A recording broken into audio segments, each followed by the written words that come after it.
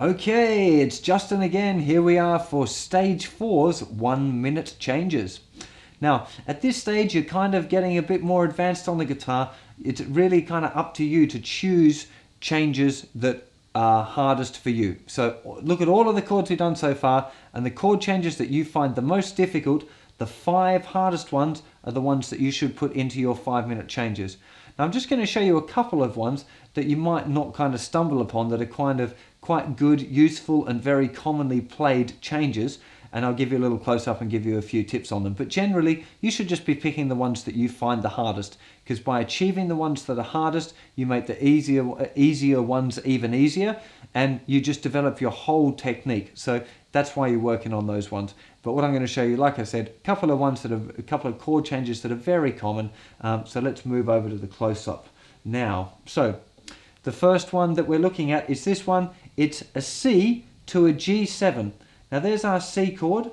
If we go to a G7, first finger goes down, second and third fingers go up.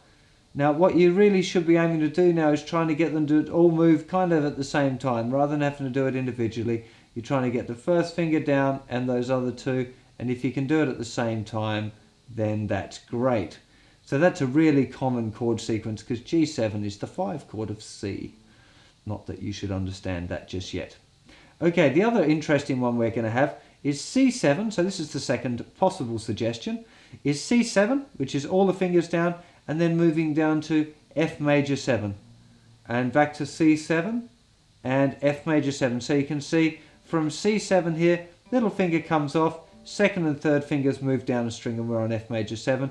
To go back to C7, they move over, little finger goes down. This is useful because C7 is the 5 chord of F. Again, don't worry if you don't understand that, but some of you may. That's why I'm helping you out with that. A third really common one that we're looking at now is E to B7. So there's E. To get to B7, we have an anchor point with our second finger. Down goes first, third and fourth fingers. So they can come off. There we go. E to B7. E to B7 again. This is a common one because B7 is the 5 chord of E. So you very often get a B7 going to an E, just the same as you did with all of those other chord shapes that I just showed you. Now, as I mentioned before, that's only 3 pairs of chords that I've just shown you to change between. That still leaves you 2 spaces where you can put whatever you like. But if any of those 3 that I just showed you find really easy, replace them with the ones that you find hard. That's the really, and I'm going to say it again, I say it all the time and people get a bit sick of it, but that's fine by me because I want you to remember it. And that's always practice what you can't do, not what you can. So if you find a chord change really easy, stop practicing it, work on the ones that you find difficult. So crack on with that, and I'll see you for another lesson very soon.